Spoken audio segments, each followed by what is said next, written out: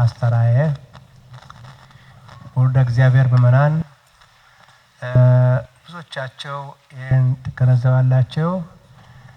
ቅድስት እናት ኦርቶዶክሳዊት ተዋሕዶ ቤተክርስቲያን ከታኅሳስ 7 ጀምሮ እስከ ታኅሳስ 27 ቀን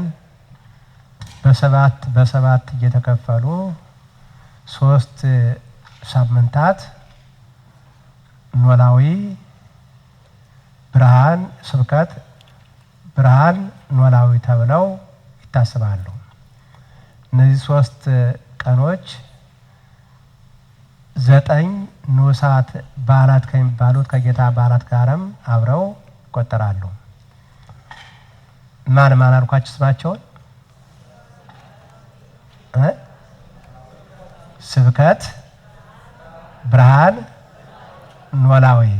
ስብከት ማለት ጌታ አስቀድሞ በነቢያት በመላእክት የተሰበከ መሆኑን ቤተክርስቲያን በሰፊው የምታስገነዝብበት ሳምንት ነው።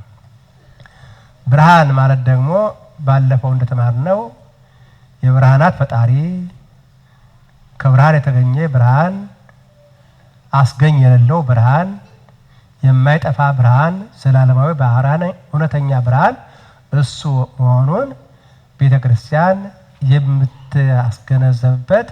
የምታስገነዝብበት በሰፊው ምስክርነት የምትሰጥበት ሳምንት ማለት ነው።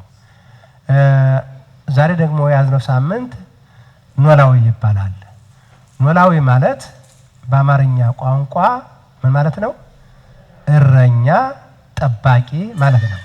በዚህኛው ሳምንት ደግሞ ቤተክርስቲያን ለልጆቿ የምታስተምራቸው በሰፊው የምታስገነዝባቸው እውነተኛ ጠባቂ፣ የማይተኛ ጠባቂ፣ ዘላለማዊ ጠባቂ፣ ታማኝ ጠባቂ እግዚአብሔር መሆኑን ለልጆቿ የምታሳስብበት የምታስተምርበት ሳምንት ነው። እግዚአብሔር አምላካችን በሰላም ጠብቆ አድርሶን እንግዲህ ዛሬ እሁድ ነው። ከነገ በኋላ ማክሰኞ ጀምረን ልደትን ነው የምናከብረው። በዚያው ላይ እንዲያደርሰን ደግሞ ቅዱስ ፈቃዱ ይርዳል። እነዚህን ቀናት እያሰብን የእግዚአብሔርን ጥበቃ እናስታውሳለን።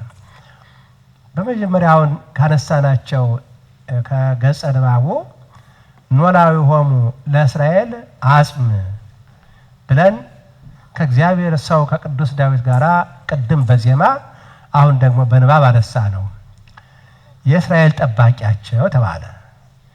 እግዚአብሔር የሁሉም ጠባቂ ሆኖ ሳለ በእግዚአብሔር ጥበቃ ውስጥ የሌለ ሁሉም ፍጥረት ሳይሆን ሁሉም ፍጥረት በእግዚአብሔር ጥበቃ ውስጥ እያለ ግን እግዚአብሔር ኖላዊም ለእስራኤል ጠባቂያቸው ተብሎ ደግሞ ይነገርለታል።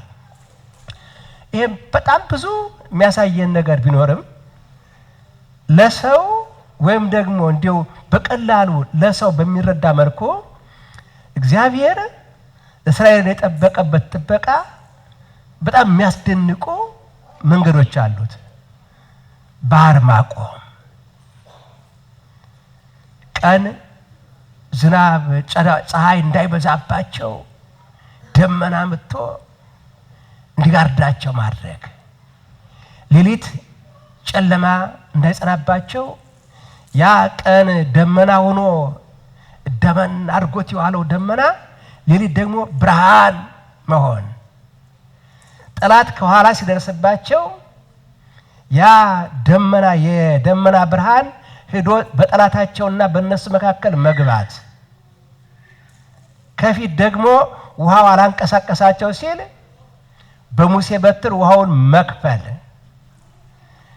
ጭው ባለው በረሃ ውስጥ ውሃ ጠማን ሲሉ ካለቱ ውሃ ማፍለቅ፣ በዚህ ምንም አይነት ምግብ አይታሰብ ብለው ራሳቸው ያ ሁሉ ተአምር ያዩ እስራኤል በዚህ እንዴት እግዚአብሔር ሕዝቡን ይመግባል ሲባል በቃን እስከሚሉ አይደለም በቃን እስከሚሉ ብቻ ሳይሆን እጅግ ሰለቸን እስከሚሉ ድረስ መና ከደመና እያወረደ መመገብ የሚገርም ነው።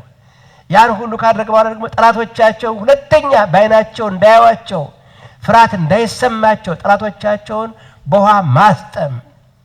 የብቻ መስላችሁ በጣም ስንቱን ቆጥራችሁ ይሄ በቅዱስ መጽሐፍ ላይ ተመዝግቦ የምታዩት ታሪክ በሙሉ እግዚአብሔር ለእስራኤል ዘሥጋ ያደረገው አስደናቂ ጥበቃ ነው። ያ ለእስራኤል ዘሥጋ ያደረገው ነው። እግዚአብሔር ጥበቃ የሚገርማችሁ በጣም ነው። ያን ደግሞ ካያችሁ በኋላ ወደ እስራኤል ዘነፍስ ስትመጡ ደግሞ እስራኤል ዘነፍስ ቤተክርስቲያን እንዴት አድርጎ ክርስቶስ እንደሚጠብቃት ልታዩ ይችላላችሁ። ግን ከዚያ በፊት አንድ ቃል ብቻ ልናገር። ለሁላችንም በቀላሉ ይገባል ብዬ የማስበው ነገር ስለሆነ ነው። ወገኖቼ ከራስ ፀጉራችን ጀምሮ እስከ እግረ ጥፍራችን ድረስ ጥንቃቄ የተሞላው ጥበቃ ያስፈልገዋል። ይህን የማያስታውስ ሰው ይኖራል ብዬ አላስብም። ተመልከቱ። ከራስ ፀጉራችን ጀምሮ እስከ እግር ጥፍራችን ድረስ እያንዳንዷ አካል፣ እያንዳንዷ ሴል፣ እያንዳንዷ ከአካላችን መካከል አጥንት በሉት ስጋ፣ ፀጉር በሉት ጥፍር፣ እያንዳንዱ ቁጥሩን ስፍሩን እስካሁን ድረስ የማይታወቅ እያንዳንዱ ሴል መለኮታዊ ጥበቃ ያስፈልገዋል። ከዚያ ሁሉ የአካል ክፍል አንዷ ስትጎል ምን ይሆናል? ወይም ደግሞ ሁለቱ ከመጠን አልፈው ወይም ደግሞ ርዕሳቸው ከተጋጩ ወይም አንዱ ሲዛባ ምን ይሆናል? ታመምን ማለት ነው። ያን መዳን ካቃተ ምን ሆናለን? መጨረሻ ግን ታዩታላችሁ፣ የጥበቃ ታዩታላችሁ። ይሄ በጣም የሚገርመኝ ነገር አለ። በዚያ በአንድ ሰው ውስጥ በስንት ቁጥሩን አሁን እስካሁን ድረስ ብዙ ጊዜ ይባላል በአንድ ሰው በእያንዳንዳችን ውስጥ በስንት ቢሊዮንና ትሪሊዮን የሚቆጠሩ ሴሎች እንደሚተረማመሱ ቁጥሩ የሚታወቅ አይመስለኝም። በአንድ ሰው ውስጥ በትሪሊዮንና በምን ቁጥራቸው እስካሁን ድረስ በቁጥር ይሄን ያህል ነው ተብሎ ቁጥሩ የማይታወቅ ሴል ውስጣችን ይተራመሳል። ግምር ይርባል። ያ ሁሉ ደግሞ ጥበቃ ተደረጎለት ነው። ጌታ እንዲህ ብሎ ነበረ።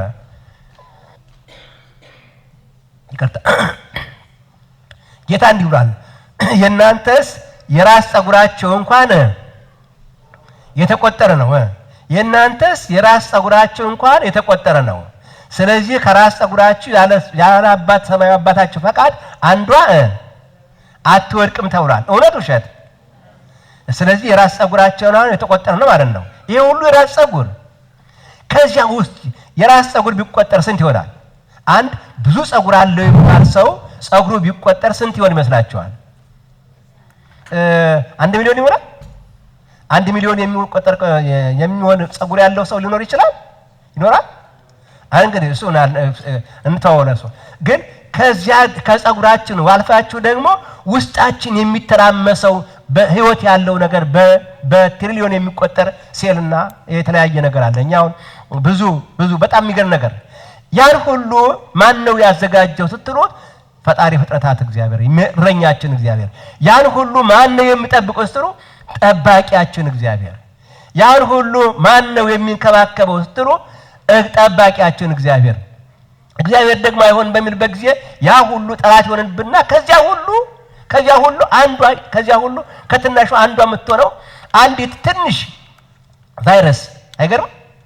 አንዲት ትንሽ ቫይረስ በውስጣችን ከሚተራመሰው ብዙ ጠቃሚና ጎጂ ሆነ ቫይረስ ውስጥ አንዷ ትንሽ ቫይረስ እኛን እንድታጠቃ ሲፈቀድላት አንዷ ታጠቃንና ያ ሁሉ ተሸክመን እንሞታለን። አይገርምም? ይጥበቃ አስተውሉት። ምን ይጥበቃ? እኔ በጣም ይህን ሳስብ ነው አንድ ከቤተ ክርስቲያናችን ልጆች አንድ ስለዚህ ስለ ሳይንስ የምታጠና እህት የነገረችኝ ምንድነው፣ አባታችን አለች አቤት አልኳት። እኔ ይህን ጥናት ባጥናቴ ሃይማኖቴን በጣም እንዳጸናና ሃይማኖቴን በጣም እንዳጠብቀው እንደወደው ያደረገኝ ነገር ቢኖር ይሄንን ጥናት ማጥናቴ ነው ብላኛለች። በጣም ይገርማል። ለምን ስትሉ ያንዳንዱን ነገር እንደ አዲስ ይሄ ምናየው ነገር የለመድነው የታወቀ ይመስለን ነገር ለካ ብዙን አናውቀውም። ምን ያህል ጥበቃ እንደሚያስፈልገው፣ ምን ያህል ውስብስብ እንደሆነ፣ ምን ያህል ብዙ እንደሆነ፣ ምን ያህል እኛ ከምናውቀው በላይ ማን ገምተው እንደሆነ በምታዩት ጊዜ ይህን ማን አደረገ ስትሉ እግዚአብሔር አደረገ ይባላል። ስለዚህ ይሄ እግዚአብሔር ነው እንግዲህ እረኛ ተብሎ የሚነገርለትና እኛን የሚጠብቀን የአምላካችን ነው። ይሄ ጥበቃ የገባው ቅዱስ ዳዊት ይላል እግዚአብሔር ሀገርን ካልጠበቀ ጠባቂዎች በከንቱ ይደክማሉ ይላል። አንተ አምላኬም ከርሰሜ ከእናቴ ማፀን ጀምሮ ጠባቂ አንተ ነህ ይላል። አምላኬ አንተ ነህ ይላል። እናቴና አባቴ ጣሉኝ እግዚአብሔር ግን ተቀበለኝ ይላል ዳዊት። እኛም ከእሱ ጋር እንዲህ ያን ቅዳሴያችን እንቀድሳለን። እግዚአብሔር አምላካችን ጥበቃው እንዲያበዛልን ቅዱስ ፈቃዱ ይርዳል።